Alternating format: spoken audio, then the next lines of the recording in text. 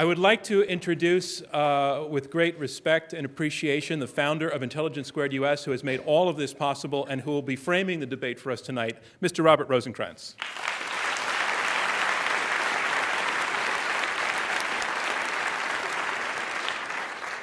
Well, thank you very much, and thank you for joining us this evening. Now, I have a day job, and it's running an insurance company. We cover some 8% of the U.S. workforce for long-term disability and serious workplace injuries. So we see firsthand that obesity is a major factor in driving claims costs, particularly those related to serious traumatic injuries. The most obese have substantially higher incidence rates of diabetes and chronic heart disease as well. But does this necessarily mean that lower weight produces better health outcomes for everyone? Do the moderately overweight need to go on crash diets or otherwise modify their eating habits? When the government defines terms like overweight and obese, do those particular weight levels have any demonstrable connection with health outcomes? The First Lady has made childhood obesity her signature issue, but interestingly, the administration does not want to join the debate tonight.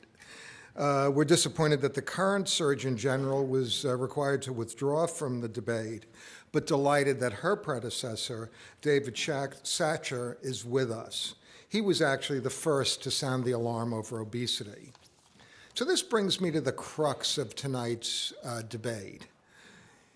If obesity is indeed a serious public health issue, what, if anything, should the government do about it?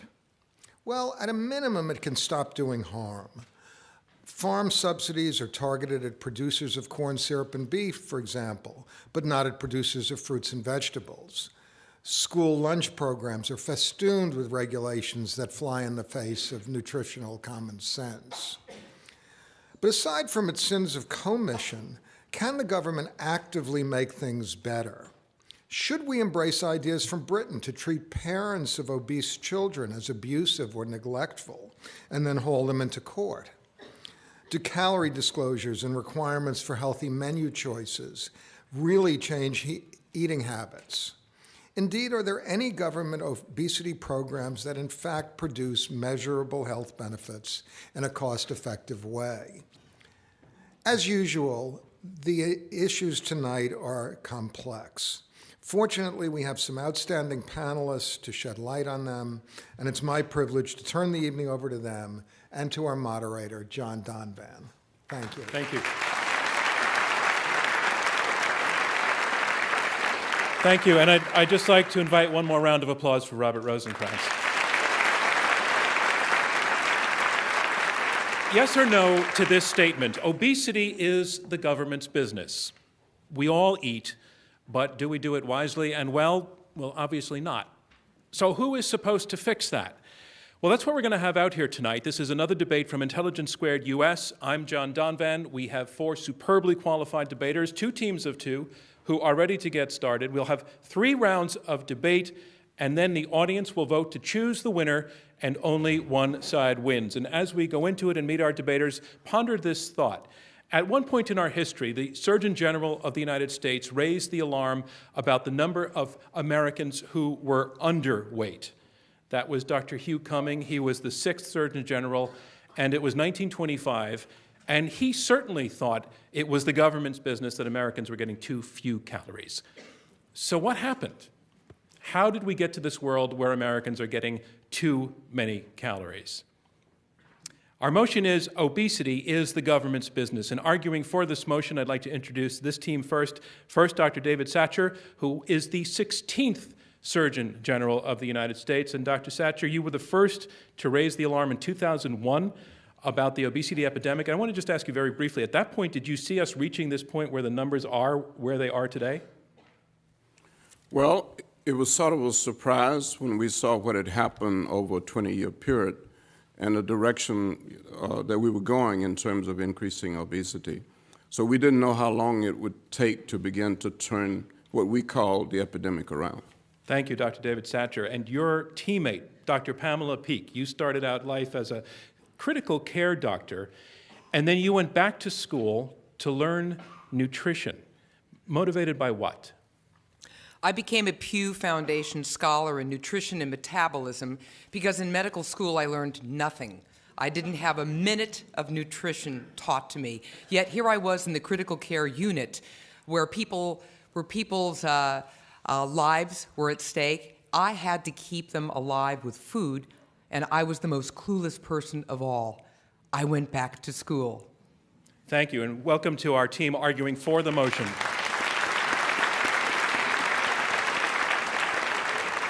Our team arguing against the motion that obesity is the government's business includes Paul Campos. He is a modern-day version of the Renaissance man. He is a Shakespeare scholar, a law professor. He's at the University of Colorado, as well as a practicing attorney in certain times. But you're here because of a book you wrote called The Obesity Myth in the mid-2000s, which was motivated, you've said before, by an interesting confluence of events. The Monica Lewinsky scandal, and the use of the word zaftig in the public culture to describe her, all of which led you into a new field. How?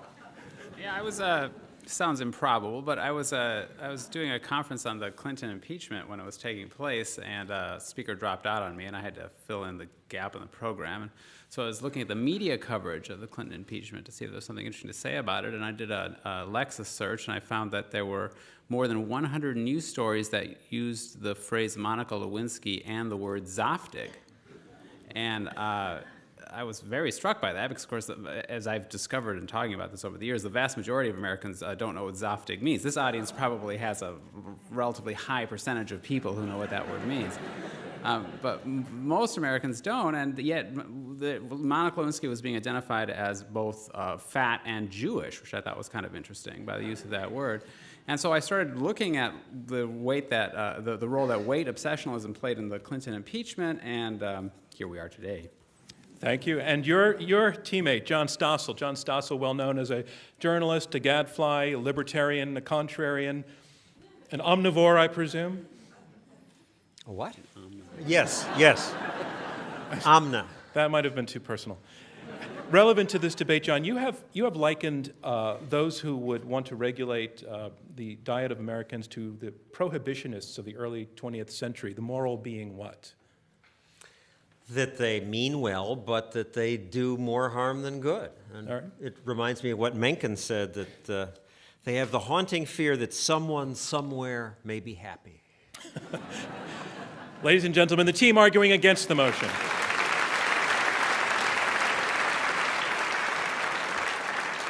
So our motion is obesity is the government's business, and this is a debate. It's a contest. At the end, there will be a winner and a loser, and you, our live audience here at the Skirball Center, will choose the winner. By the time the evening has ended, we will have asked you to vote twice, once before the debate and once again at the end, and the team whose numbers have changed the most will be declared our winner. So let's go to the preliminary vote. If you go to the keypad at your seat, our motion is obesity is the government's business. If you agree with the motion, push number 1.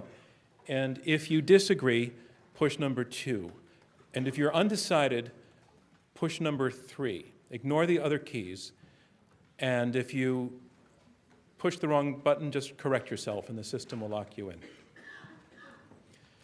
And what we're going to do is we're going to hold the result that we just registered to the end of the debate. We'll release the two numbers together, the starting number and then the concluding number. And as I said, we go in 3 rounds. So on to round 1. Our motion is obesity is the government's business. In round 1, the speakers speak uninterrupted for 7 minutes each. And speaking first for the motion, obesity is the government's business, I'd like to introduce the 16th Surgeon General of the United States. He has also served as Assistant Secretary of Health and as Director of the Centers for Disease Control and Prevention, Dr. David Satcher.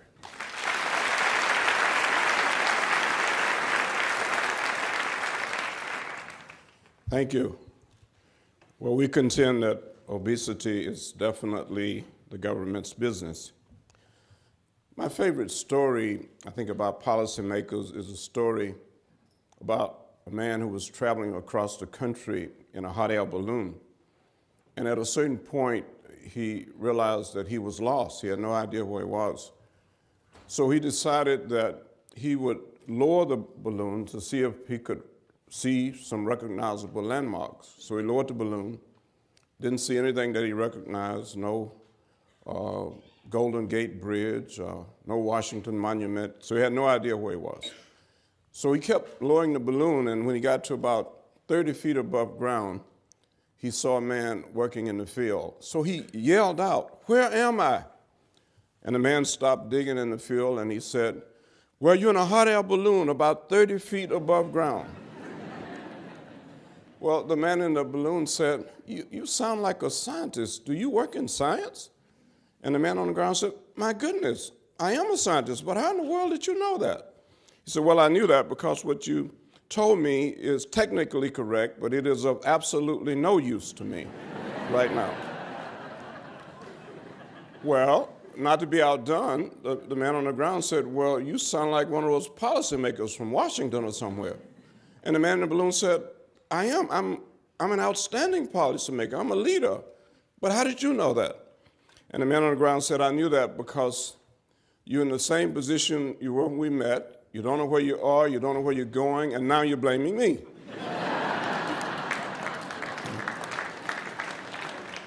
Well, let me say that I spent 9 years in government, 5 as director of the CDC, and as you've heard, 4 as Surgeon General and Assistant Secretary for Health. And I have to tell you, I would trade nothing for those 9 years. They were rich years. The people with whom I worked were special. So I am very excited about the role of government in dealing with a problem like obesity. Let me just tell you a few of the things I was involved in. In 1996, while director of the CDC, we released a very interesting report on physical activity. It was actually released as a Surgeon General's report.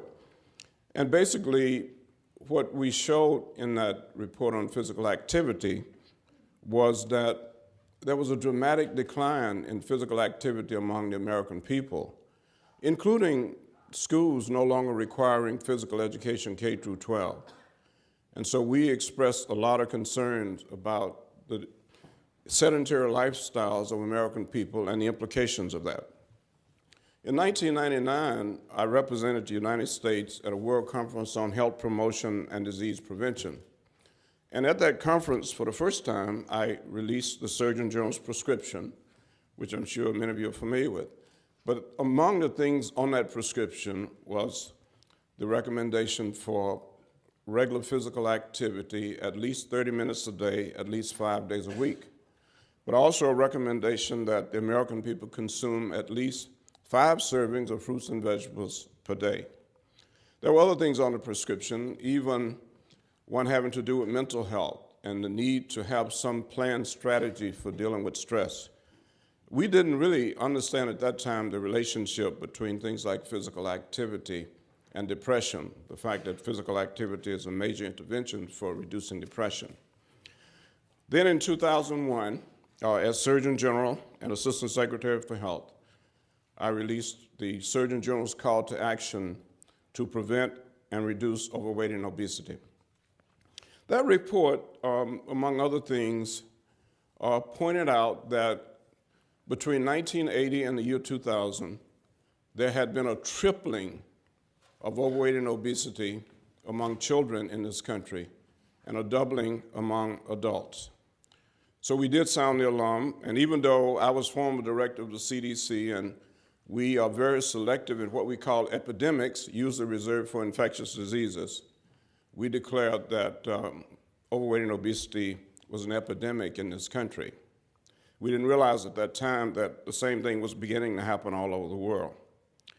In that report of the Surgeon General on overweight and obesity, we especially expressed concern about the changes in the maps throughout the country where you could actually map the increase in overweight and obesity in various states, whereas in 1990, 15% was almost the high. By the year 2001, it was 25 to 30% of the American people who were obese. What we know about overweight and obesity from a population perspective is very important, I think, to this debate, because what we know is that it increased dramatically, but also that it is clearly associated with an increase in chronic diseases, especially what we call type 2 diabetes. Increases in what we call BMI, the way we measure body fat, directly related to an increase in type 2 diabetes. And as you know, type 2 diabetes increases the risk for cardiovascular disease and even renal disease. So we were concerned about what was happening in this country. We were concerned about the implication of this rising rate of overweight and obesity. We were also concerned about disparities. We had declared the goal of eliminating disparities in health in this country, especially among different racial and ethnic groups. And what we observed, of course, was that this epidemic was disproportionately impacting African Americans and American Indians. So American Indians also have the highest rate of type 2 diabetes, and African Americans have the highest mortality rate from type 2 diabetes. So we were very concerned about the impact that this was having on eliminating disparities in health. We were also concerned about what was happening in children. And I think this is really critical. What we found was that children, by increasing overweight and obesity, were now getting what we previously had called adult onset diabetes. We were seeing it in children. We were seeing hypertension in children. Pediatricians were expressing great concerns. Dr. David Satcher, your time is up. Thank you very much. Thank you. Our motion is obesity is the government's business, and here to speak against this motion, John Stossel. He is host of the Fox Business Network program known as Stossel. He has received 19 Emmy Awards, and prior to joining Fox, he spent over 2 decades at 20/20 on ABC News as an anchor and a correspondent. Ladies and gentlemen, John Stossel.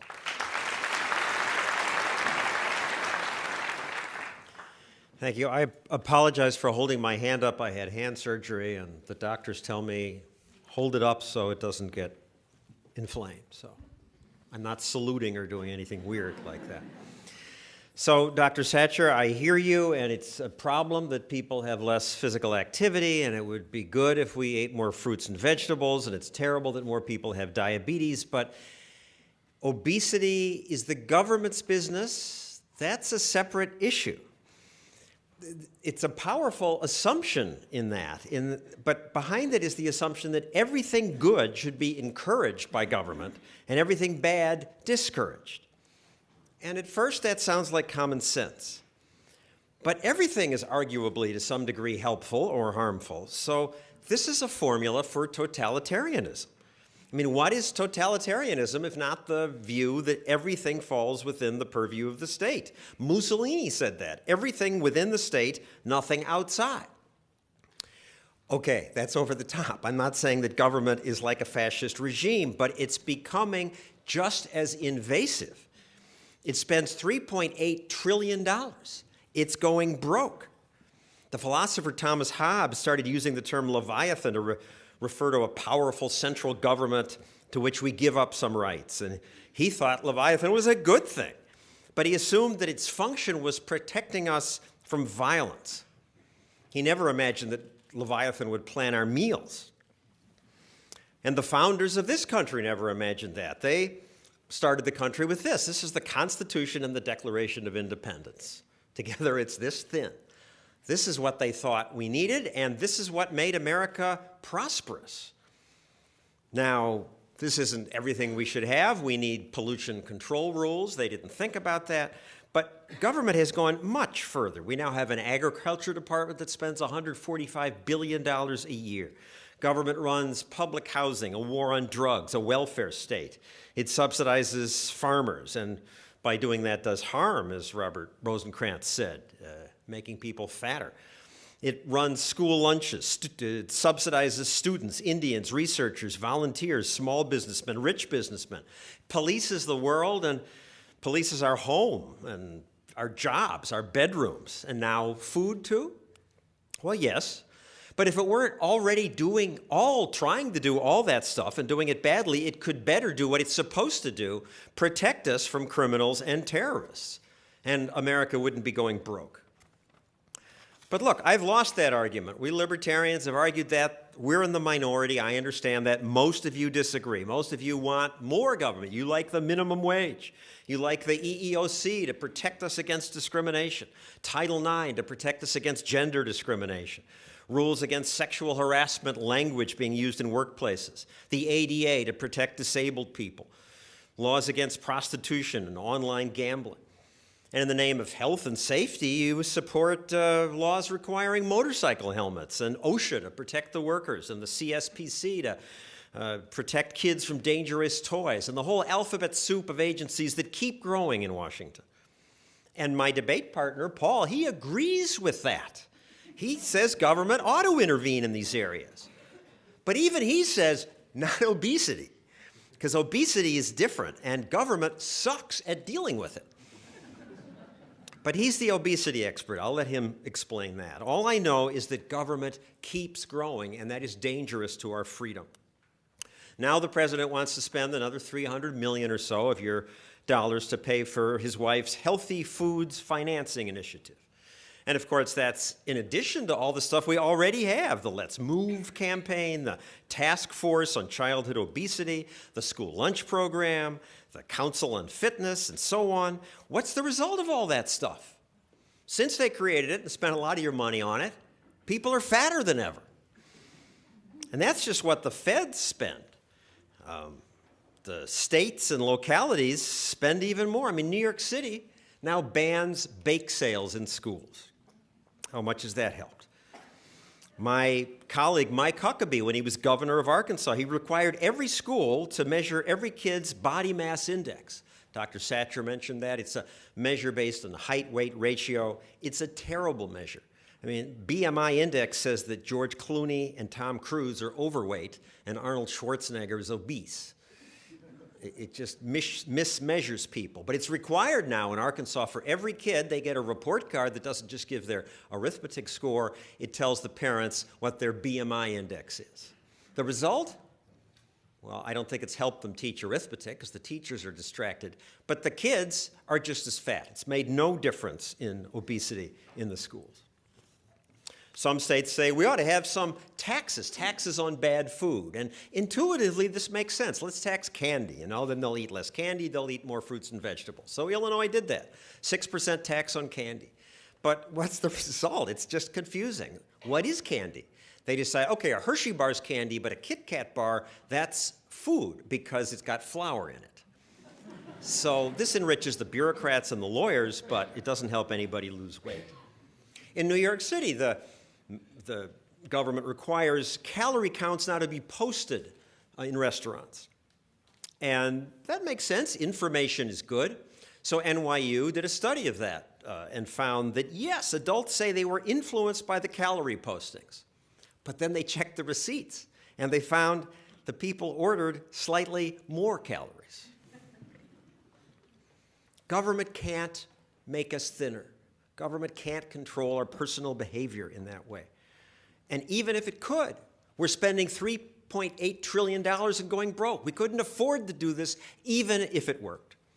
We don't need government to do this. There are only two ways to do things in life, voluntary or force. Government is force. We need some force to keep us safe. But voluntary is better. And voluntary abounds. We have plenty of diet information, all these diet websites, books on nutrition, TV shows like The Biggest Loser. Diet gurus are celebrities. That's enough. We don't need government taking our money, and we don't need government force. Thank you, John Stossel.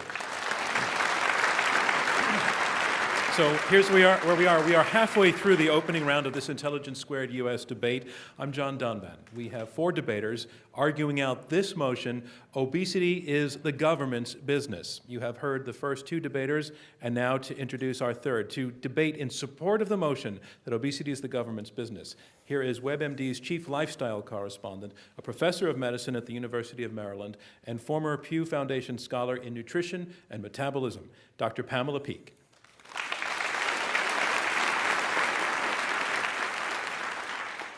Obesity is the government's business. You hear from the opposing side that we're looking at a nanny state or food policing. Au contraire, that's not what we're looking for at all. Voluntary, we give you voluntary. That's what we're looking for.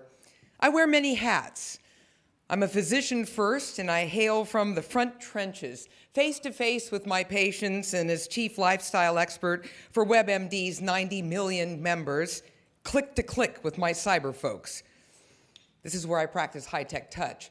I set up a discussion group asking, is obesity the government's business?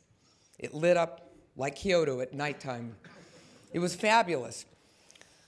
The bottom line was, yes, obesity is the government's business for leadership, education, protection, options, opportunities, infrastructure. No sidewalk, no walk. No park, no play. No bike path, lots of accidents. Bottom line, what they said was, no blame, no shame, no tax, no ban. They drew a line in the sand. And Dr. Satcher and I agree with that. Obesity is the government's business. I'm going to flip now to my public health hat. Government cannot solve the obesity problem alone. A problem as large as obesity, pun fully intended, requires all sectors of society to bring our thinking to the table. So I argue for government-private sector partnerships. Shouldn't be just the government at all. When we initiate a voluntary campaign or an effort, we want to be able to offer people options and opportunities. Because if there is no choice, there can be no moderation. We're in New York City. I love this place. And although you just heard that some of what you're doing isn't working so well, I say, forget all that. You have programs here. For instance, Mayor Bloomberg has joined with 500 other mayors with the Let's Move Cities and Town campaign to be able to work, drill down into the neighborhoods, what we can do to be able to improve physical activity as well as nutrition. In addition, the FRESH program, food retail expansion to support health programs, say that 3 times. The food retail expansion to support health program has set up 14 supermarkets in food deserts. This was a private-public collaboration, a partnership that worked. We now have fresh produce out there. And that's really important. Of course, we have so many other measures that have taken place. Good grief, we have play streets. We've taken quiet streets and turned them into play yards because we have nothing else out there. We're using what we can. We're doing what we can. At the national level, obviously, we're looking at prevention now. The National Prevention and Health Promotion Strategy to stop disease before it starts. Million Hearts campaign. Let's Move actually celebrates its 2nd anniversary this month alone. And it's been reaching out to everyone from REI for outdoor, to the beverage industry for clear on calories, so you can begin to understand what's going on in those labels. Is this perfect? Absolutely not. Is it voluntary, and does it touch people's lives? Hell yeah. I'm on the board of America on the Move, and we're moving. We have corporate sponsors. We do private, public sponsorships all year long. We do this in neighborhoods, in states, all across this country. We touch people. Exercise is medicine. I am their national spokesperson, a collaboration of the American Medical Association as well as the American College of Sports Medicine. And here we see, again, trying to show people that there are simple, small steps, literally, that you can take to be able to help yourself. Voluntary, nothing stuffed up your nose. We're not going to the tax and ban place. We're not food policing. We're reaching out, asking people to hold our hand and say, come on, we can do this together. Is it sloppy? Yeah. Are we perfect? No. We're about as perfect as the people who create them and implement them. We're human. We're getting there.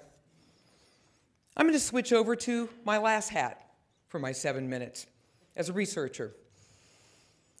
Guess what? The National Institutes of Health is public funding. $32 billion to save your lives, to do the work we do. It's interesting, when I began my work there as a senior scientist, I went to the clinical director's office, and above the office there was a sign that said, "In God we trust." and there was a little sign below it. It said, everyone else must show data. Fairly straightforward. We wanted to see some good data here. And so in our laboratory, we showed the connection between chronic stress, for instance, and the buildup of that toxic fat deep inside your belly, which increases your risk for heart disease and diabetes. We showed, for instance, that it's not about ELM, eat less, move more. That's so important. However, so much bigger. We forgot the mind. What about stress? New research has just been published showing that children who are stressed, and you know what that's about, in their childhood, at home, at school, eat more. And that's that stress-fat connection that we talk about so often. What are we doing about that? We have a new science called epigenetics. We're trying to look at how we can literally change gene expression, how we turn on and off genes by simply doing easy things like if I eat an apple every day on a regular basis, I get that gene expression, and therefore I'm able to what? Have an increase or decrease vulnerability toward obesity. Or I could just do what so many people do, that nocturnal menage a trois every night. You know what I'm talking about. You, Ben, and Jerry, all together in bed, watching the tube, hanging out, doing it. Doesn't work, all right? What's that gene expression looking like, right? So here we're looking at something that's a brand new phenomenon, something we love to call secondhand obesity. What we're looking at is virally, families, what's going on with them, how are we touching kids? It's so much bigger than demonizing sugar. It's so much bigger than saying the government's just too fat. What we're saying is putting our hand out. We're trying to say, educate, bigger brain, better choices. Obesity is the government's business. Thank you, Pamela Peeke. And that is our motion, obesity is the government's business. And now, here, our final debater against the motion, Paul Campos. He is professor of law at the University of Colorado in Boulder and author of The Obesity Myth, Why America's Obsession with Weight is Hazardous to Your Health. Thank you. I think that the fundamental difficulty here is that despite the great courtesy of the organizers of this debate to invite me, I'd like to start by pointing out that this debate is framed in completely the wrong way. To have a motion that says obesity is the government's business essentially begs the question, because using the term obesity frames the debate as one which is about the supposedly pathological state of people who have a body mass index of above 30 if they're obese, or above 25 if they're overweight. And that in itself essentially tells us that we ought to think about those states as being per se bad, and in fact a diseased or quasi-diseased state. Imagine if this debate were framed as eliminating body diversity is the government's business. I think that would sound a lot different, but in point of fact, there is no practical distinction between those two motions. The assumptions at work here are that a narrow range of body weight is normal for human beings, and that outside that range, variation is a product of poor lifestyle. Furthermore, it's assumed in the framing of this issue that by reforming poor lifestyle, either voluntarily or quasi-coercively, you can eliminate abnormal body weight. This is all wrong. There's nothing normal about normal body weight. It's not normal statistically. It's not normal epidemiologically. The overweight category of BMI 25 to 29.9 does not, in fact, feature increased overall health risk. So there isn't even a correlation there between increased health risk and the pathologizing of that body state. The vast majority of people, and I'm going to say this about 27 times tonight, cannot intentionally modify their body mass in a long-term fashion successfully. There is no better established proposition empirically in all of medicine than that.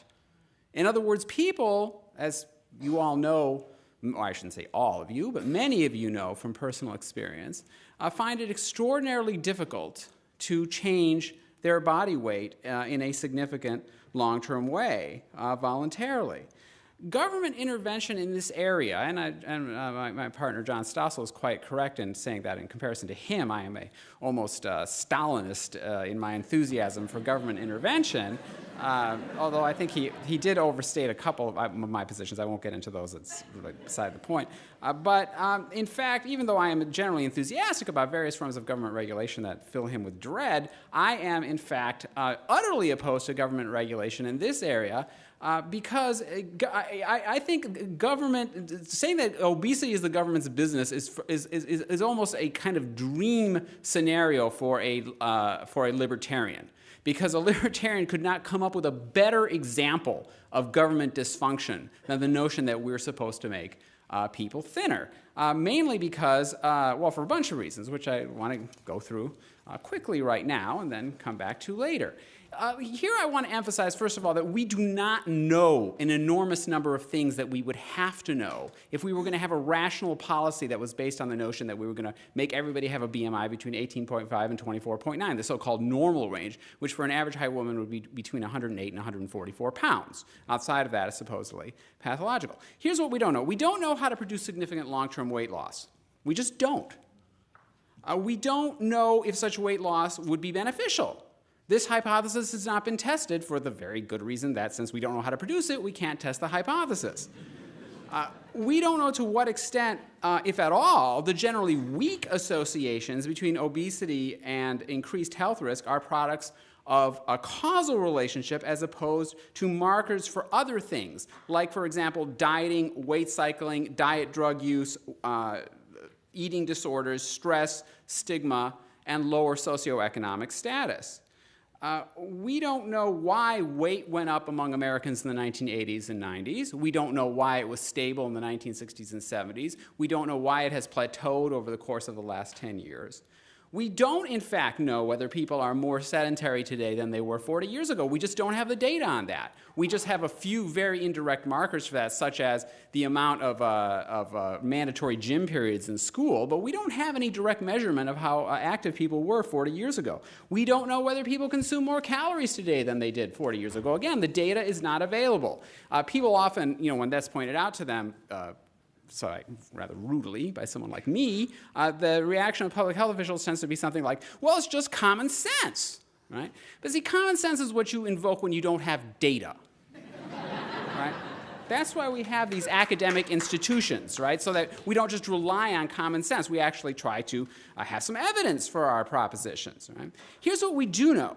We do know that public health interventions designed to produce weight loss do not produce weight loss. This hypothesis has been tested. It's been tested in situations where we have had intense public health intermediations that are much more intense than those that we could produce on a population-wide scale, and those interventions do not produce weight loss, either in adults or children.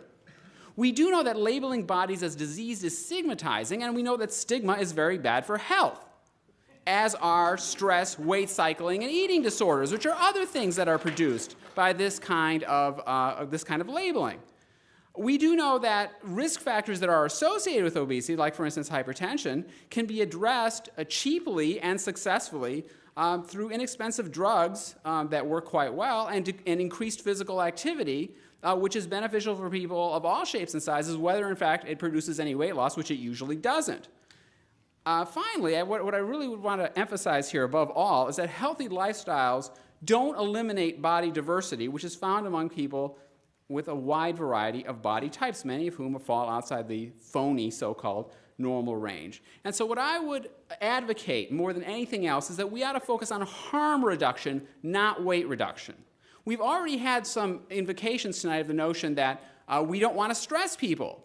Here's a suggestion. Stop telling them that their bodies are pathological, because that's very stressful.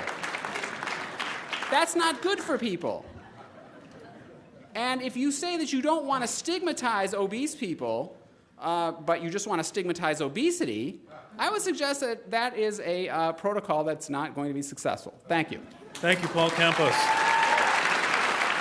And that concludes round one of this Intelligence Squared U.S. debate. And remember, we had you vote in the beginning, and we're going to ask you to vote again at the end, and the team whose numbers have changed the most will be declared our winner. Now on to round two, where the debaters will address each other directly and take questions from me and from you in the audience, and from Slate readers who have submitted questions, and from people watching on Fora TV. We have two teams of two here arguing out this motion. Obesity is the government's business. On one side, arguing in support of this motion, David Satcher and Pamela Peeke. They are arguing that we have a national emergency underway, a record of weight gain among Americans that threatens to bankrupt the healthcare system and to break the health of those who are obese. But they also offer hope in the role of government as in its ability to offer leadership and protection and infrastructure in support of the actions of those individuals who do want to lose weight. The side arguing against includes John Stossel and Paul Campos. They are arguing in a two-pronged attack. One is they're basically saying the research is wrong that says that obesity is killing us, and the research is wrong that suggests that we even know how to lose weight. They're also saying basically that whenever Uncle Sam attempts to govern the health of an individual, Uncle Sam always gets it wrong. So there's a lot to talk about there and a lot to explore, and I want to go first to the side arguing in support of the motion.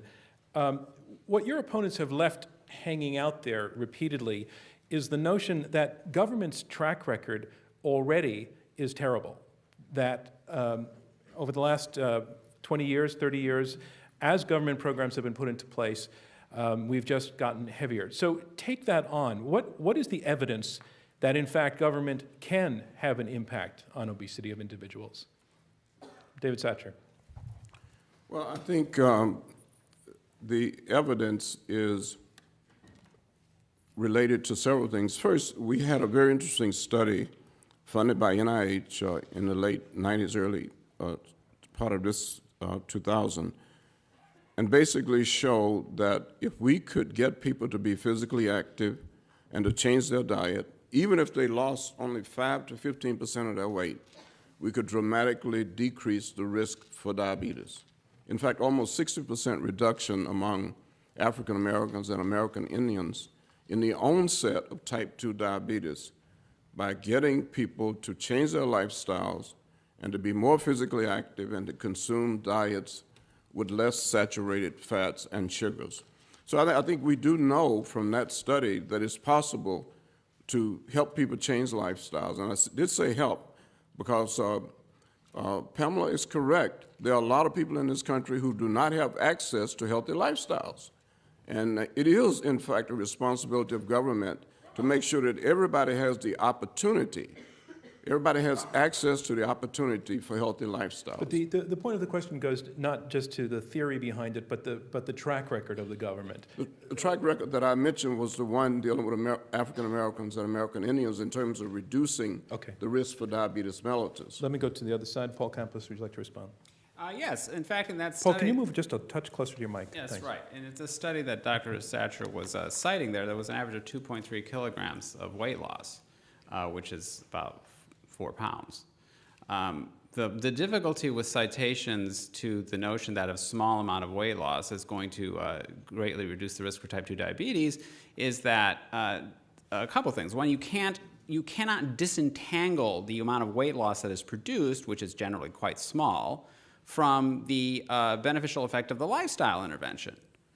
The way that you would want to test that is to say, well, let's look at the people who lost weight and compare them to the people who didn't lose weight if they all engaged in the same lifestyle intervention. Is there a dose response that is related to the weight loss? And the answer is no, there isn't. In those studies, the people who engaged in the same lifestyle changes but didn't lose weight had the same reduction on average in type 2 diabetes risk as people who engaged in the lifestyle changes and did, in fact, lose some weight. So to me, that's really compelling evidence for the notion that focusing on weight in that context doesn't make any sense. I'm all for focusing on lifestyle changes. I mean, I think it's good to encourage people to be physically active. But there's a lot of evidence that physical activity in and of itself is beneficial. But what there's not evidence of is that either physical activity changes are going to produce significant long-term weight loss. Again, they don't in the vast majority of people. Or secondly, that the weight loss is necessary for the purposes of getting the benefits of the increase in the, in the activity levels. I want to go to Pamela Peeke. You're on the side with the two doctors. Your opponents are basically saying they're blowing up conventional wisdom here by saying there's you're not quite saying it, but you're suggesting, Paul, that there's not a whole lot of point in reducing your calories and exercising more if your goal is to lose weight. And that just flies in the face of everything that even you stand for in your work, Pamela. So take that on. I would be more than happy to take that on. Apparently, Paul is not aware of the National Weight Control Registry. This is an ongoing study, almost 20 years old, which has been sponsored by the University of Colorado, as well as Brown University, my colleagues, Dr. James Hill and Rena Wing. The cohort right now is over 10,000 people, including people who have bariatric surgery as well. And these people are known as the successful losers. And actually, Paul, you actually are too, because of your own weight loss, as you noted in your book. You qualify because you had to have dropped at least 30 pounds and kept it off for at least a year. And the grand majority of these people have kept off approximately 60 pounds for almost 6 years or longer. And this is on the average in a very large cohort. So are these mutants, freaks? What are they? These people have determined that they will keep this weight off by utilizing very simple things. And this has been published in extensive literature. One of the most interesting things we found was that the #1 predictor for being able to keep weight off and do this well is to have a healthy breakfast every morning. They are physically active. Are they part of the Olympic camp? No. They basically get out, and the #1 favorite thing to do is walk. And in most of the government interventions, all we're asking people to do is not drop weight so much. That's not where we're going. Losing weight, I'm a physician. People lose weight and do really stupid things to lose weight. That's not where we're going. So you're we're going to health. We're going to health, and we're going to fitness. Pamela, and that's what we saw in this study. So you're emphasizing information, encouragement, and education. Absolutely. I want to ask John Stossel, what's wrong with the government through schools emphasizing education, information, and encouragement? Because Pamela said that's all voluntary and talked about public-private partnerships being voluntary. But government isn't voluntary. It said we have a voluntary tax system, but try not paying your taxes and see if it's voluntary. Men with guns will come and make you pay for the dumb programs that they keep creating that don't work and that Paul says make people miserable, and keep growing. But John, what would be the harm of spending money in a school to put this on the curriculum and keep it on the curriculum? Because the schools can barely teach reading, writing, and arithmetic.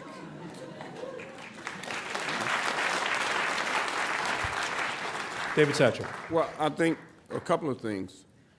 The goal of these programs is to help children develop lifetime habits of physical activity and good nutrition. We also know, by the way, that children who develop good eating habits and regular physical activity do better academically. They perform better on standardized exams in math and reading. They are more disciplined in school. So the benefits of healthy lifestyles go far beyond losing weight. Now, Paul quoted the statistics about weight loss versus decrease in diabetes. The goal is to decrease fat. And sometimes you can decrease fat and increase muscle and not lose weight, but you still reduce the risk of diabetes. I think you know that as a runner. So let them learn that from Pamela's TV show and from Richard Simmons. We don't need government. Here's the problem. Yeah, that's nice for people who do have cable TV. Yeah. Unfortunately, many people don't have Discovery Channel. So for those poor people out there who have no access, what are you going to do? You just assume they're going to catch it on the tube? Oh, no, you're not supposed to be watching TV, because if you watch TV too long, you get this big. So, I mean, you're going round and round. Why not just sit there? Why not do what Alice Waters did in Berkeley at the Martin Luther King Middle School? She built a garden. She had the kids grow the stuff. Kids Paul who Campos. Grow it, eat it. Paul Campos, again, just real quick. Well, I just think, I love Alice Waters' cooking, I'll tell you. I think it's awesome. But I think her social policy is rather questionable because she wants everybody to eat like they're an upper-class white woman in Berkeley. And that's just not going to happen, right? For all kinds of reasons. Now, what I want to emphasize here is that the government's theory seems to be something along the lines of people are fat because they have not been given the information that it is more desirable in this culture to be thin rather than to be fat. I don't think that's correct. I think this information is not exactly a state secret. It has been widely disseminated. Well, let's be clear, though.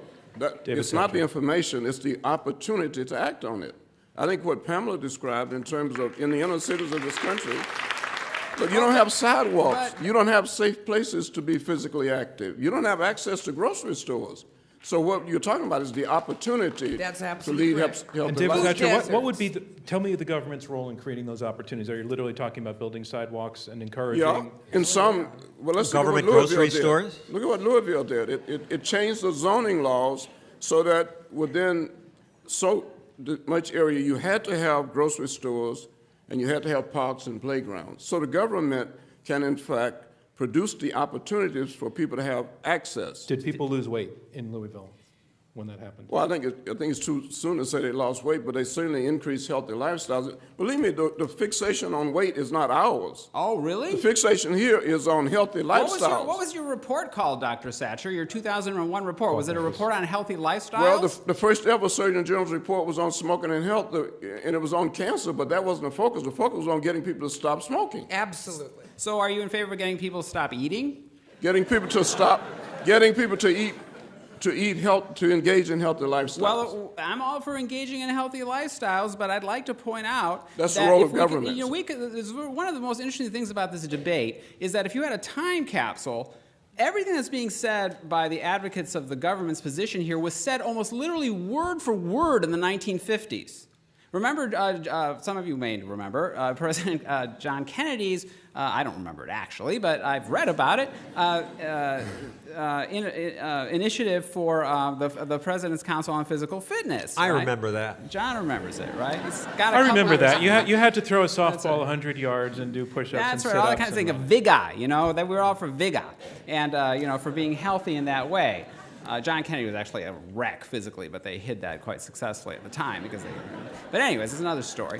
The thing it's really striking if you look at the literature. The government officials were saying in the 1950s the same thing that they're saying today. They're saying Americans are getting horribly fat, and it's going to cause this huge health crisis. And if we don't do something about it, the Russians will just come in and push us over and take over. And it's the terrorist within and all that stuff. And nothing that was ever predicted took place. But this is one area I have found in terms of government policy and social hysteria and moral panic where data simply doesn't move anything. Because people have such a fixation with the desirability of weight loss that you can talk all you want about how we ought to have healthier lifestyles, but what people really want to do is make people thin. All right. No, we Pam- don't Pamela want to Peeke- make people Well, the thin. study- Let me bring in Pamela Peeke No, for just one second. we don't want to make people thin. And I don't know where this came from. Apparently, there's a fantasy land going on over there.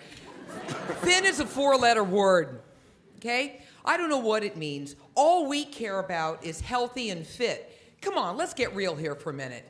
50 years ago, if you were 10 or 15 pounds overweight, it was a crisis. You couldn't get out of your, size 4 or whatever. Today, I'm a physician, and I don't make fun of this stuff. I'm a compassionate physician because I have people sitting in front of me, and they're in pain. And you know what? They don't have 15 to 20 pounds to drop. They have 100 and 150. It's changed. It's changed from 1950. And I'll tell you what, they'll never get within spitting distance of an ideal body weight. So you know what I do today? I've changed the game. I say just head south. Just start moving down, 5%, 10%. Pick up healthy lifestyles, small steps here. That's all you need to do. But Pick up Pamela, what does whatever that have to do? resources What does you that have to do with the government being It has involved? in it? everything to do with the government. Make the case. Because they don't have resources. Where are the play yards? Where are the parks? Okay. Where are the bike Let me take that to paths? John Stossel. Let me just take that to John Stossel. I So just we haven't want heard to say, from. All right, go ahead. Very Paul, quickly. It would be very interesting to find these studies that Paul is quoting saying that obesity was a major problem in the 50s. There's no such study. 40% We looked at of every the study- American population was quote-unquote overweight in 1958. 40%. So apparently, if there's been an epidemic, we've had an epidemic for a Overweight. long time. I want to be clear about overweight because I know you've written saying that people who are overweight are healthier. Many people who are overweight are athletes who are muscular or people who work out. So we admitted in our book, we acknowledge that the BMI is not reliable in people who are muscular, who are athletes, and who work out. So I think that's a distortion. John Stossel, I've been asking the other side for specifics on what the government can do. They're talking about building parks, playgrounds, sidewalks to give people a chance to get physically fit, particularly in communities where we know those things are at a deficit. Take that on. My understanding is that there are just as many or more parks, playgrounds, and sidewalks as there have ever been. People can exercise if they wanted to. And John, you talked about they're responding to this national emergency. That's the justification for government. And I think you're right. And that always is. The crisis is the friend of the state. But the specialists always have emergencies. It's terrorism or global warming or Y2K. Remember the planes were all going to crash? And the killer bees were coming up from Mexico, were going to sting us all to death, and bird flu and plastic bottles. It's endless. It all requires government to intervene, to raise your taxes, and to limit your freedom. Pamela Peeke. John says there's plenty of sidewalks and parks. John?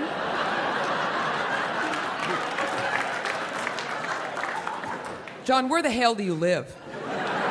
Right here in New York City. Honey, listen, get They out keep of New building York. new parks. Get out of New York and live. All right? Go out to the hinterland. Go out to places where people The don't have hinterland these is resources. one big park. You know? No?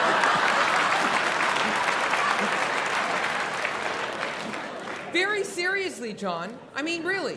What we're looking at is the ability to be able to give people options. We keep telling people to go out and do whatever. Eat less, move more. You give them food deserts. You don't give them anywhere to move that's safe. And then what do you have? Where is that obesity? Do I see a lot of obesity out here? I don't see so. Again, go to the hinterland. John, keep looking. It's up there somewhere. You don't have to go to the hinterlands. There are many areas in this city and surrounding cities where it's not safe to get out and walk in the street. It's not safe. There's no safe place. That's right. It's safer than it All used you to have be. to- Crime is down. Yeah. I'm sorry? It's safer than it used to be. Crime is down, and obesity is up. And it's down in great part because of the same leadership that's now saying we've got to change the way we direct food to people. I want to move And a we've little got bit to on. intervene to make sure move. that people know what they're eating. I want to move to another part of the argument that Paul Campos has put out there, where he's basically challenging the scientific underpinnings of the argument that you're making. Dr. Satcher, you said that you discussed the association between obesity and diabetes. You didn't cause it causation. You said an association. But Paul Campos, you're saying that even that association doesn't exist? No, the association exists, but the relationship is complex, right? I mean, the notion, do we know that diabetes causes obesity? How do we know that obesity doesn't cause diabetes? Do we know? Right? In other words, We don't know the cause of breast cancer. That doesn't mean we don't screen for it. We do know the association. well, yeah, Clear- but in David, public I don't health, think. Do you we want to deal with just association. perform mastectomies on women who don't have breast cancer so they can avoid getting breast cancer? I don't get the connection.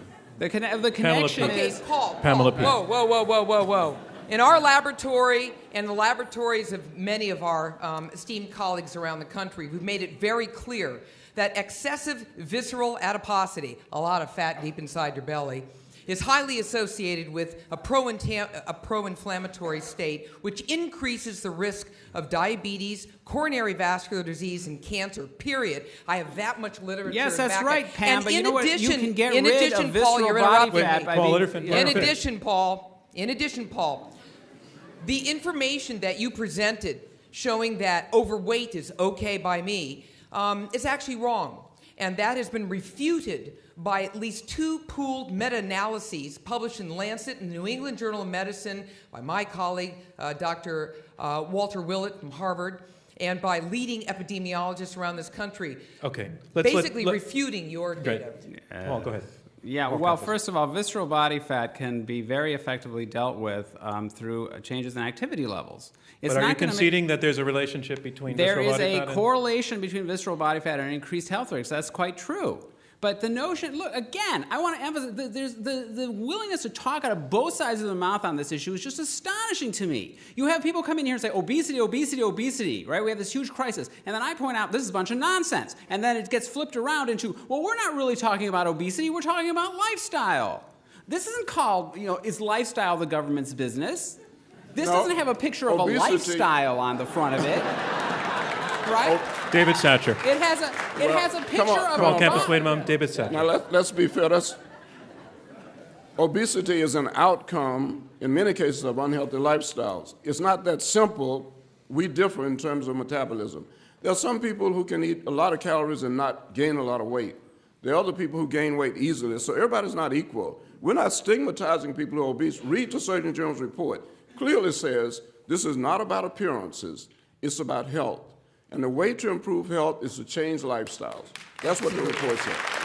All right, I'd like to go to the audience for some questions now, and reminding you of the point I made earlier, we'd like you to be terse, on point, a question that leads us to discussion of government involvement with this issue of obesity, and to really make it a question.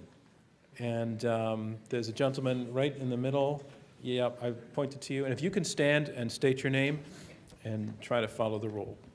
My name is Mel Zalkin. First, one-sentence statement. The function of our government, one of the functions, is to promote the general welfare, unquote. So now the one-sentence question to Mr. Stossel is, what does that mean to you? Wait.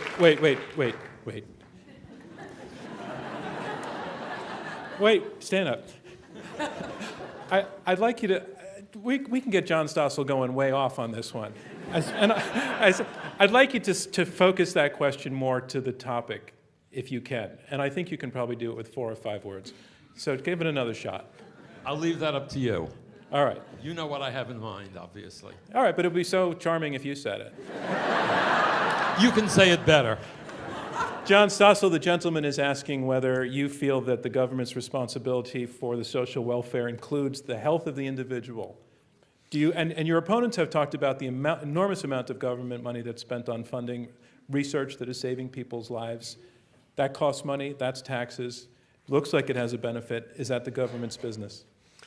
Well, they mentioned the NIH and basic research, and there is a better argument to be made that that does promote the general welfare. But if the general welfare means the obesity police or the lifestyle police, then there is no limit to what government can do. Then they can reach into every crevice of your life. They can ban the dinner you're about to have. They can ban John, fat and ice really? cream. I mean, just as a neutral journalist, I need to know what you're talking about. When you You talk used to about work these, at ABC. You these- can't be yeah, a neutral right. journalist. Sorry. I know, I need to be more fair and balanced. John, but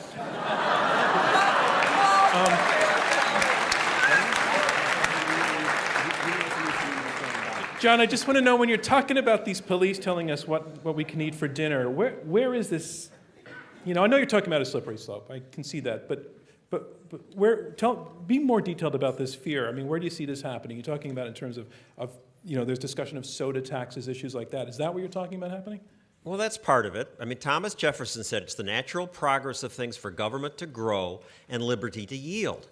Government always grows. It starts with information, it moves to taxes, then it moves to limits on what you can consume. And now that we have Obamacare and the government says we're going to pay for your health care, then that's an argument to say we have the right to have exercise police come into your home and make you improve your lifestyle. You start off by quoting David Abraham Satcher. Lincoln, so I'll quote Lincoln, who said that it is the role of government to do for people what they cannot do for themselves. And that's what we're talking about here. People can't lose weight for themselves? Not if they don't have safe places to be physically active, not if they don't have access to fresh fruits and vegetables. And they can't see Biggest Loser because they don't own a TV. Another question from the audience? Sir? I meant a little farther back. Striped sweater. Thanks. If you don't mind stating your name. My name is Noam Gerber, and I was curious, how would you respond to the idea that the government's role is to protect the collective rights of the citizens, which overarches the protection of every one of our individual rights, and that the increase in obesity, which represents a threat to our society, for example, the increase in rising costs of Medicaid, which we all have to contribute to. Okay, so I want to John really just answered the first part of your question, I think, in terms of overall responsibility. But you're asking about whether in fact, we're looking at a cost-benefit between obesity on the one hand and the cost of treating people who would be ill with the diseases that this side is talking about. Am I right? So I want to take that to Paul Campos. Yeah, well, a couple things. First of all, if you're concerned about rising medical costs, which you would be in favor of if you believe that obesity kills people, is as much obesity as possible. Because what drives medical care costs through the roof is an aging population, right? That's where the health care costs get spent, right? In an elderly population, supposedly obese people are all going to die before they get to be old, right? Which is, of course, nonsense. But if you really did believe that, that's what would drive down health care costs. Secondly, and I think more fundamentally, and I just want to repeat this again, we cannot make fat people thin. Okay, so even if it was desirable from a social perspective to produce a society that did not have a lot of fat people in it, you cannot do that in a developed economy, right? We have a situation in this country where we've somehow got it into our heads that everybody can be within a certain narrow range of body mass if they have a healthy lifestyle. There's absolutely no reason for believing that that's true or that it's in any way necessary. So, I mean, I'll tell you what would reduce healthcare costs more than anything else? I can do a back-of-the-envelope calculation right now. We can reduce healthcare costs by $1.7 trillion a year out of the $1.9 trillion that we spend by just having everybody be between the ages of 20 and 29. That would drive healthcare costs down to the floor, right? But nobody's suggesting that we do that, and this is the same thing as suggesting that we have a population that is completely Both of your upper opponents class want to thin speak. white That's a great question David that you raised. Let me just say that 80% of Medicare costs, and Medicare is the most expensive program that government support in terms of health.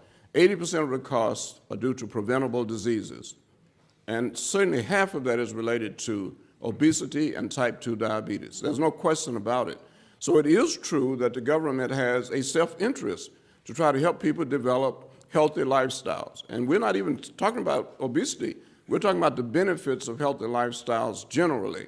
Less diabetes mellitus, which is a major driver of costs of Medicare and other health programs. Can we quit saying that we're trying to aim for turning fat people into thin people?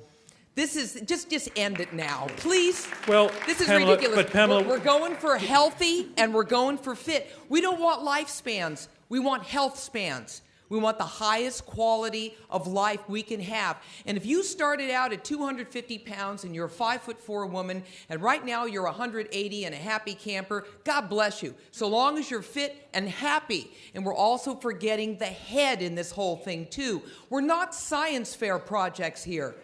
We forgot our heads. The stress factor here. Of course we talk about stigma. No one wants to stigmatize. I'm a physician. I see this every day. I feel that pain and I feel that compassion as I try to help someone go south from 250 or whatever. What we're going for is health and fitness. All right, I'm going to stop you because I think you made your point on that. No, I didn't mean that at all that way. I was going to ask for clarification. What are you looking for when you say it's not to get from heavy to thin? And you did answer it. In the third row here, just down front.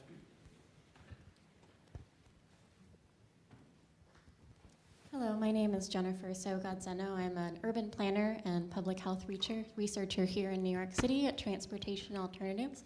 And I come from a school of thought that I appreciate, Dr. Peeke, that you spoke to Play Streets, which is one of my signature programs at Transportation Alternatives. I come from a school of thought that has proven that when people do not have access to playgrounds and sidewalks and bike lanes, that they are less physically active and that they are more overweight. So my question pertains to a particular piece of legislation on the table right now around transportation funding, which, as written, prohibits federal funding from being spent on walking and biking and transit infrastructure. So my question to all of the panelists is, what is the role of government in funding or not funding things that encourage or discourage people from being physically active? I'd like John Stossel to take it on first. I don't understand what you're talking about. The Highway Trust Fund is already taken from drivers who pay the gas tax, and something like 20% of it is used for things like bike paths. So it's already being spent on these things. Our government is spending $3.8 trillion. You want them to build grocery stores now? I mean, government can't even count the votes accurately, and you want them to fix lifestyle problems? This is a mistake. Let's go to David Satcher. Well, I think we ought to be clear. You know, we are the government, and it is the role of government to create the conditions in which people can be healthy. That's how we define public health. That's how the Institute of Medicine defines public health. It is the role of public health to create the conditions. It's a collective effort to create the conditions in which people can be healthy. And that's what we're talking about. But aren't there more opportunities to be healthy now than ever before? Per capita income, a bicycle is cheaper than it used to be. There are more soccer leagues than there ever used to be. There's more awareness of physical activity. I'm so sorry. Did you forget about the fact that in the grand majority of schools across this country, physical education is all but eliminated? It's gone. Well, let's get rid And of so government we have- schools, and we'll have better and then, schools. in addition, John, for soccer, I'm sorry, that costs money. You have to have money to buy those soccer clothes. You have to have money to join the league. And those kids don't have it. So let's just see now. We eliminated recess. We don't have physical education. And now we don't have after school. And where do they go? To the tube. They just sit there. All right, But I just have to disagree with that. I In just New wanna York say- City, any kid can join a soccer league, and if he doesn't have money, the equipment will be given free. There's Schools are plenty of supposed to charities be- around to pay for that. Schools are supposed Let me to remind do you that. that schools are supposed to be the great equalizers in this country. In other words, kids come to school, some of them come from communities where they have adequate places to play, access to fresh fruits and vegetables. Other children come from homes where there's no place to play safely, no access to fresh fruits and vegetables. At school, at least, they should be helped in developing lifetime habits of physical activity and good nutrition. I want to go to another question, but I want to tell folks who are in the darker area that I can't see you, and it's the same is true on the sides. So if you want to ask a question, you might take a stroll down toward the front. In the, I'm pointing, yeah. Hi, I'm Chandra Turner. We've talked a lot about healthy lifestyle, but what I want to know is, what is the government's role beyond just promoting this healthy lifestyle that we've all kind of anecdotally realized that isn't working? What about the government's role in junk food in schools? What about the government's role in taxing foods? What about Okay. the government's role in what are the other things? Labeling the fast products. food industry, the Yep. packaged food industry, all of the junk that our kids are getting constantly. What is the role there? We haven't talked about that at all. Can I ask you a specific suggestion? I mean, a specific recommendation you would want to see, for example, with junk food? Would you want to ban it? Would you want to label it? Would you want to tax it? Would you want to change the formulation forced by the government? Which of those things are you talking about? Kind of all of the above. Okay, Have I we wanna- found? I wanna ask- Seriously, I mean, John when I Stossel, think about you're gonna the get your role of chance. government, that's what I want to know. All the things that haven't been done yet. What Okay. can be done, and what is the David government's role Satcher. in that? Yeah, I think it's an excellent question. The government's role can be put into three categories. One is this assessment, where you really monitor the health of the population, and you give us this kind of information that we can act on. The second one is assurance, that everybody has access to the opportunity to lead healthy lifestyles. The third one is policy. And you're right, it is a responsibility of government to develop guidelines for healthy eating. The Nutrition Act that's just passed is an effort to say, if we're going to have free breakfast, free lunch in the schools for 40 to 50% of the children, we must make sure that those lunches are healthy, that they have adequate fruits and vegetables. I agree with you. The third role of government is policy development, and that policy is made in such a way as to make sure, number one, we have the information that we need. You got to have labels on the food so we know what we're getting, and also you've got to make sure that children who are receiving these lunches are getting healthy foods. Okay, that is the role of government. I want to let the other side respond to that, but I want to take a quick break, artificial break for radio, which will take all of 8 seconds. And then I'm going to raise my hand and ask you to applaud, and that'll be the atmospheric moment in the radio broadcast. And it'll be a chance for all of your hands to be heard by the nation. So if you could do that, I appreciate it. Just a round of applause. Thanks.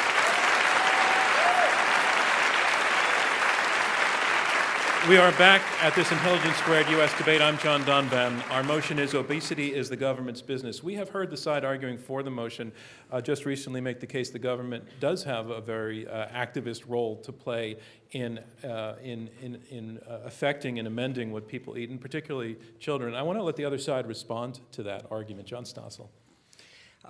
Dr. Satcher, I think you're confusing intention with results. It's nice that we have this good intention, but government doesn't get the results. Some schools now have banned vending machines. A University of Pennsylvania study found banned vending machines that sell unhealthy food. They studied it. They found the kids eat just as much junk food, no difference in weight loss. You earlier said that, the schools are supposed to be the great equalizer. They are supposed to be. But government schools are more segregated than private schools. It doesn't work. Government fails. David Satcher. Well, obviously, I don't agree that government failed. Now, the study that you're talking about, I don't think anyone, even the ones who carried it out, would see that as a conclusive study. What they said was, to date, we don't see the evidence that changing in vending machines. But we're going to keep doing more of it. We are going to keep working to help children develop lifetime habits of good nutrition and physical activity. I think that's our responsibility. And that's what the schools have to do. Paul Campos, arguing against the motion. I think there's a major misunderstanding here about the way that the society works in regard to the things that people eat and how many calories they have. I've been spent the last 3 days on the Upper West Side of New York, and I'm surrounded by nothing but like the most incredibly high caloric food that you can imagine, which thanks to the neuroses of your mayor are now made evident to me every time that I walk into a store, because it says right there how many calories there are. And so I go into this place where it's filled 100% by upper class white people looking at these little cupcakes that have 545 calories in them. There's like a nuclear bomb of calories, right? But is that going to cause obesity in that group? No. Guess why? Because they're going to, buy it and then slice it into 8 little pieces and then eat it in this super neurotic way and then go to the yoga studio for 2 hours, right? Now, the notion that that kind of a social structure can be altered through these kinds of informational government interventions, there's no data to back it up. Now, I understand the theory that if something hasn't worked, you can keep doing it until it does work, right? That's also considered one of the classic, definitions of insanity.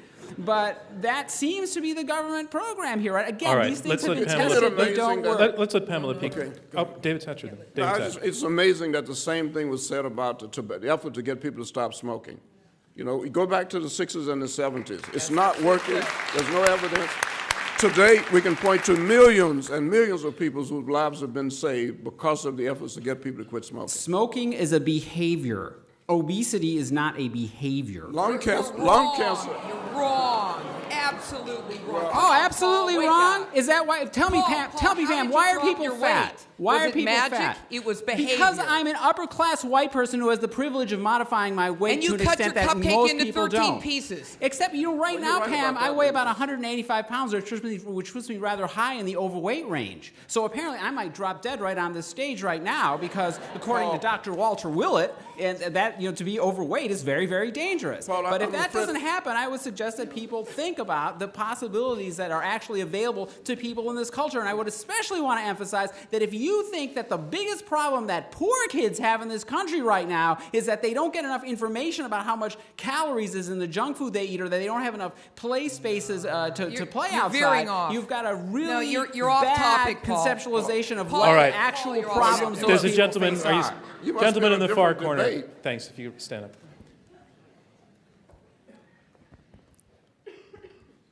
My name is Darryl Baxter, and my question is for the panelists for the motion. Mr. Stossel pointed out earlier that the government does get involved in certain programs such as subsidizing the corn subsidies. And also, Dr. Satcher pointed out earlier with the nutrition program. And I recall reading an article where there was an exception to the nutrition program where I think it was pizza and tomato sauce were considered vegetables. So my question is, to the extent government actually got out of the business of causing obesity through subsidies and so forth, what impact would that have on affecting dietary consumption? David Satcher. Yeah. I think it's a great point and a great question. And I think that's exactly what's happening. I think government is beginning to change the way we spend our money relative to food, for children especially. Look at the new Nutrition Act and the difference that it represents from what we've seen in the past in terms of the way children eat in school. So I think the government is responding to the studies that we've been talking about showing how these foods are affecting lifestyles and therefore resulting in ill health, especially type 2 diabetes, even in children. So you're right, we, the government, have been at fault in many ways in terms of what's going on in this country, in terms of subsidies, as you pointed out. And hopefully we are making the changes that we need to make. It is the role of government to continue to learn and to grow and to change. And that's what we're seeing now. Sir, in the, yes. Thanks. My name is Larry Parks. I host the Larry Parks Show on cable access. And about a year ago, I did a show, Are They Poisoning You?, where I addressed these issues. And the question I'd like you to address is, how do you know if you get the government involved in this that it won't become politicized? And this show where I say, are you being poisoned, really attacked the food pyramid, which came out of government. And Walter Willett, who both sides have mentioned, the folks should know he's a medical doctor, heads the nutrition department at Harvard University. He wrote me that they get their people, the food industry gets their people on the committees to make the recommendations. And so, Dr. Satcher, you say you want healthy foods. How do you know all this won't be politicized and the recommendations, rather than being consistent with good health, are rather consistent with profits for food companies? It's a great question. And be honest with you, I don't know, since everything becomes politicized. You know, You bet. As Surgeon General, you know, what I said was that I'm not a politician. I speak to the American people based on the best available public health science. But believe me, there were a lot of political pressures on me every time I did a report. But the fact of the matter is, the Surgeon General's report is based on the best available public health science. It has to be approved by the NIH. It has to be approved by the CDC. It has to be approved by HRSA. So government is imperfect, and it's up to us to continue to make it more perfect, a more perfect union. But it's up to us to continue to push the government to become. I think it's really important to keep in mind that scientists are people, just like everybody else, and that science is a deeply politicized activity because it can't avoid being politicized, given that it's about power and social policy and all the things that are political all the way down. I think when we look at the food industry, one thing that people ought to keep in mind is that the food industry loves the obsession that Americans have with weight. The food industry makes enormous profits from selling people food that is supposed to make them thinner.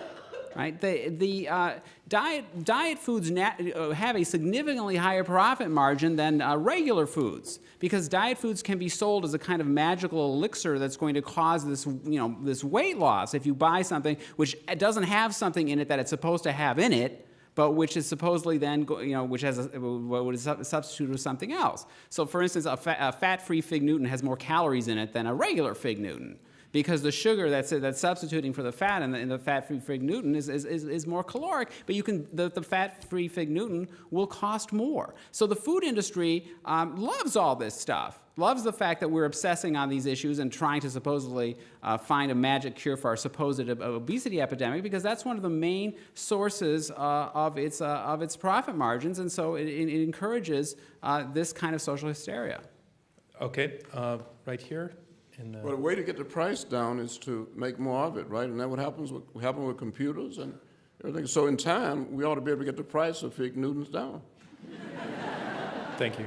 Well, blue sweater. Yeah, thanks.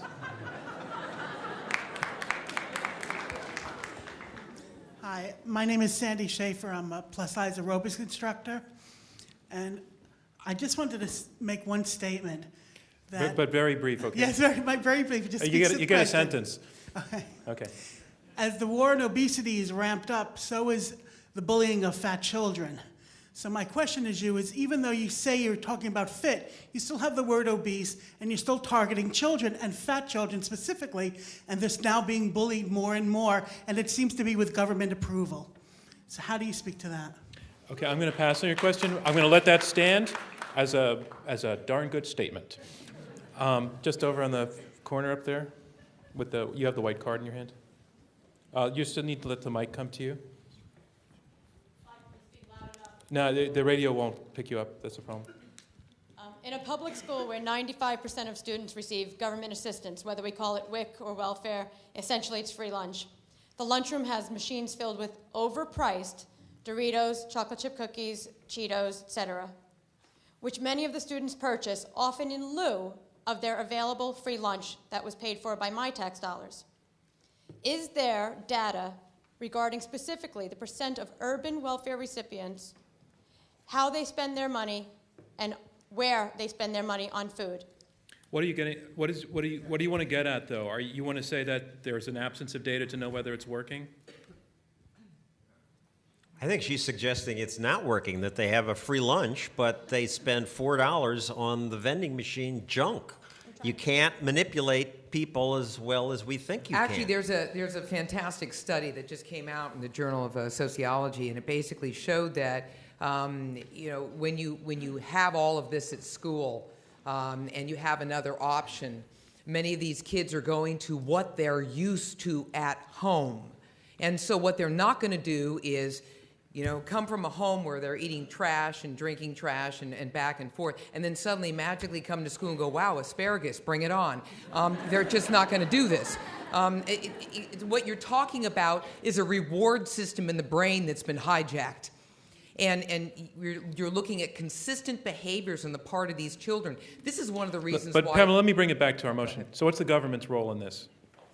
Well, the government's role in this, is a bit more complex. You're looking at a child and controlling that child and offering options there, but you haven't talked to the parents. What we need to do now is bring in the family. If you don't have the family as a unit in this, then this is going nowhere fast. And the government... Am I not looking at a child whose family received tax generated funds, and brought their money to school and spent it on a machine instead of on their healthy lunch?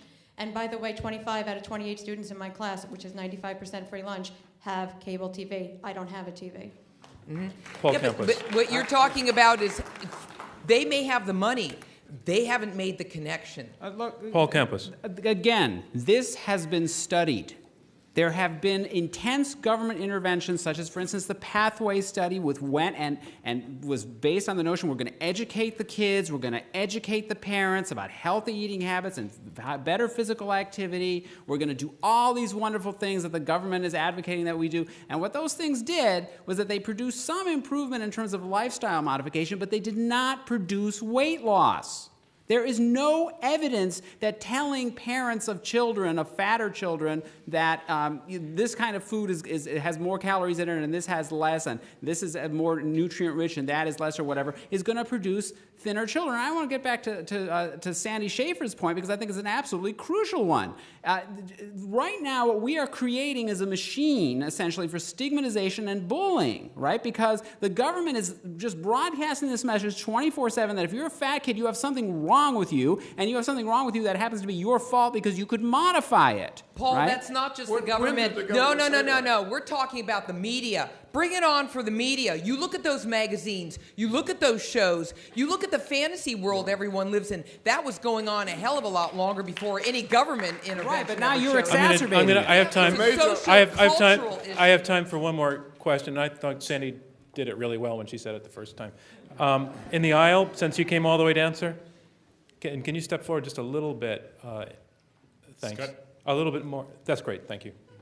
My name is Safwan Shabab. If we take a step back from the debate and look at the economics of it, maybe the government side could tell us why out of all actors, government itself is the best actor to step in and solve this problem if there's a problem in the first place. Dr. Okay. Let's take that question quickly. David Satcher. Yeah. Why the government? I think the government is the only actor. Remember who the government is. Public health is the collective effort of a society to create the conditions in which people can be healthy. Government calls upon all of us to work together to solve the problem. It does it through public-private partnerships. So it's not either or. We're not saying that the government does this and nobody else. We need all hands in. But if the government does not do its job, it will not get done because government has the resources, and nobody else does, to monitor the health of the population. Government has the resources to make policies so that we can have an idea of what people are eating and what they're exposed to in terms of information. Very so quickly. I think the government has a role that only the government can play, But it doesn't mean nobody else does. Very quickly, Paul Campos. Yeah, I'd like to point out something. The health of the American population is better now than it's ever been before. I mean, all this talk of like a huge health crisis overlooks the fact that, in fact, not only is life expectancy the highest it's ever been and continuing to increase at a steady rate, but all the rates of almost all the major diseases are significantly lower than they've been before. Life expectancy may be up, health span is down, the quality of life is decreasing significantly. Yeah, because We're people who keeping are people 90 are alive not very who are healthy. grossly disabled by these diseases. All right, ladies and gentlemen, that concludes round 2 of this Intelligence Squared U.S. debate. And here's where we are. We are about to hear brief closing statements from each debater in turn. Their closing statements will be 2 minutes each. And remember, we had you vote before the debate. Immediately after these closing statements, which are their last chance to win this thing, we are going to ask you to vote again, and the team whose numbers have moved the most will be declared our winner. So on to round 3, closing statements by each debater in turn. Our motion is this: obesity is the government's business. And here to speak against the motion, John Stossel, Emmy Award-winning host of the weekly Fox Business Network show, Stossel. So you talked about Medicare, and it's true, it's eating us alive. That's what's going to make us go broke fastest. So you're saying that because we have socialized medicine, which everybody loves, we have to give up our freedom and invite government to come in and control more of our lives? I don't think it's any coincidence that this biggest push for more food regulation comes at a time when Congress is obsessing about paying for everybody's health care. When government pays, it's drawn into your personal life, and this is not a good thing. It's not true that only government can do these things. Free people can control their own lives. Government will propose to control you because you eat too much. Will they next try to ban skydiving and extramarital sex? How about another try at prohibition? That might save money. You're going to have the government teach poor people to serve asparagus when we have a $3.8 trillion spending already. You from Transportation Alternatives, I'll give you money, but you want government to build more bike paths? My local councilwoman is giving out free bike helmets to encourage bicycle use. You know, my neighborhood is where Jerry Seinfeld and Sting live. I say to her, why would you spend public money? This isn't public money. It's free. It's a government grant. It's not free. Some people say, well, it's just information, and information's good, but it's not free. These calorie counts, which haven't worked, they raise the price of food a little because it costs restaurants money to post that. And they also, all this information distracts you from other information that might be more important. This happens all the time when government intervenes. You ever look at a birth control pill label? I happen to have one here.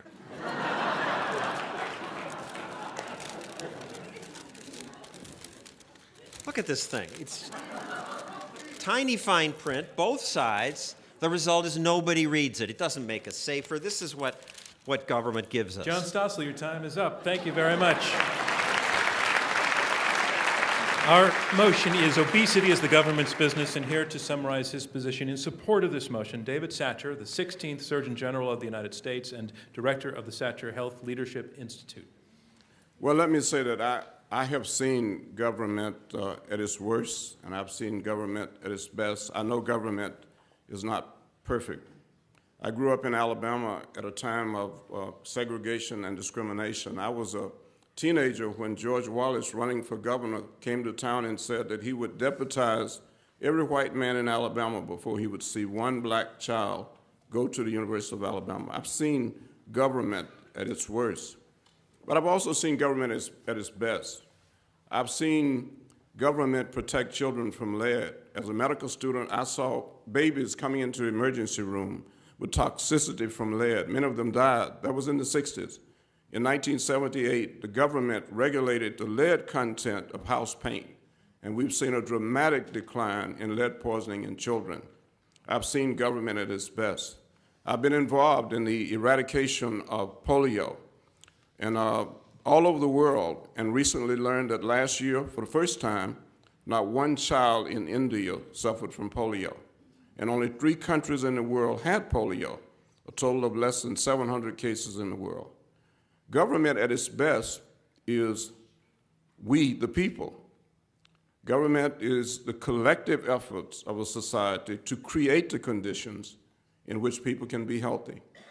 So that's what we see as government. We believe that There's no substitute for individual responsibility. Let's make that clear. That's why I wrote the prescription. But individual responsibility can only take place in an environment where there's equal opportunity. There's equal access to the opportunity for a healthy lifestyle. That's our contention, that obesity is the business of the government because it is the business of the government to create those conditions. Thank you. Thank you, David Satcher. Our motion is obesity is the government's business. And now here to summarize his position against this motion, Paul Campos, who is author of The Obesity Myth and a professor at the University of Colorado Law School. Thank you. I was watching the Super Bowl with my father, who's a retired physician and an oncologist, actually, and we were getting bombarded, of course, with erectile dysfunction ad drugs, advertisements. And all of them have this tagline that's legally required, right? Ask your doctor if Cialis is right for you, right? So after about 6 of these, my father turns to me and says, "How the hell do I know if Cialis is right for you?" Right? And the point was, significant in 2 ways. One, first of all, he's an oncologist. He doesn't know anything about the pharmacology of erectile dysfunction drugs, right, just because he's a doctor, right? But the more profound point is that you would think that the question of whether Cialis is right for me is a little bit more socially complex than it could be answered by a doctor, right? You'd think there would be at least one other person who would have an opinion on that question besides a doctor, right? The point of that story really is that what is now called erectile dysfunction used to be called being 50 years old, right? In other words, we take a completely natural process and we pathologize it. We turn it into a disease so that it can be treated through pharmacological intervention. And what's really going on here, and I know that our opponents are not in any way intending this, but intention, we know what the road to hell is paved with, right? What's happening is that all this talk about lifestyle intervention is something that the pharmaceutical industry loves because they know that stuff doesn't work. And the point of all this discourse is to soften up the regulatory pipeline for the next generation of diet drugs. That's where the real money is, and that's why we are hearing about obesity all the time. Oh, we'll get kids to eat fruits and vegetables. Alice Waters will make asparagus for everybody, and we'll make lots of bicycle paths, and then kids won't be fat, but they will be anyways, and so then what will we need? Drugs. And that's what I would suggest this is really at the bottom line all about. Thank you, Paul Campos. This is our motion. Obesity is the government's business. And speaking last in support of the motion, Dr. Pamela Peeke. She is WebMD's chief lifestyle expert and also assistant clinical professor of medicine at the University of Maryland.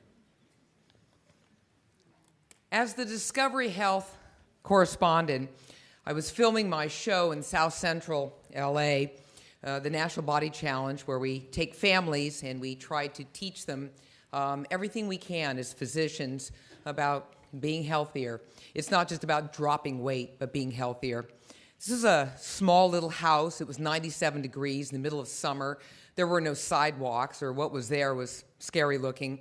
And we were asked to go out and take a little walk. And I looked near the front door, and there was a golf club sitting there. Now, the closest golf course is probably about 100 miles away. So I asked, what was that sitting there for? And the mother looked at me and she said, that's to beat away the dogs, the feral dogs that are running all over the place from the drug lords who are either jailed, dead, or MIA, and just so we can get to our car. And I said, you have a dog yourself. Where do you walk it? We have to drive 3 to 4 miles away to a small park, and that's what we do. So I went out and I took a walk with them because my producers told me to. And we went outside, and I took the fastest walk of my life. And as we were coming around and we were being filmed, of course, the producers were in a car, and I was on the sidewalk or whatever was out there, I noticed the dogs coming. They were about 3 blocks away. Could totally freak me out. And I realized, wow, let's break into a run. You're walking so well. Let's run. And so we did. And I ran for my life. I suddenly realized as we sat in there, as they ran into the house, and the kids were crying by this time because they were scared. They said, where's the cookies? It feels good. And the grandmother looking at me saying, no, we just learned something different. Let's just pray. And I looked around and I said, wow, obesity is the government's business, because it's not really obesity, really, at the end of the day. It's wow. Health. the fitness to be able to live and survive. That's really what it's about. Thank you, Pamela Peeke. And that concludes our closing statements. And now it's time to learn which side has argued best. We're asking you again to go to those keypads at your seat to register your vote. Again, our motion is this: obesity is the government's business. If you agree with the motion, this side's arguments, press number 1. If you disagree, this side's arguments, push number 2. If you remain or became undecided, push number 3. And we'll have the results of that vote in about 1 minute and 45 seconds. And so while we're waiting for that, I just wanted to say a couple of things. One, I wanted to thank these panelists for the level of integrity and intelligence and honesty they brought to this thing.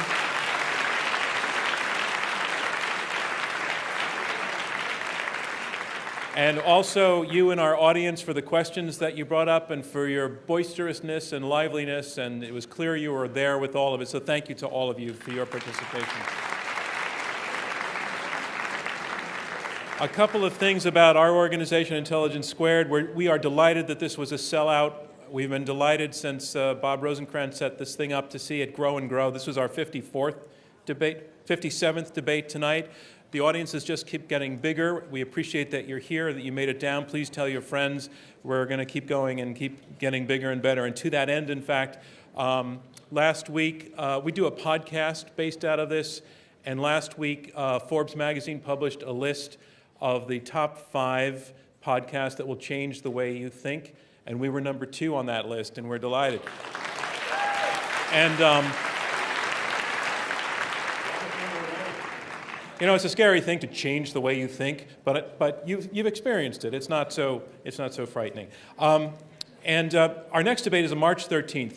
Our motion is this: China does capitalism better than America.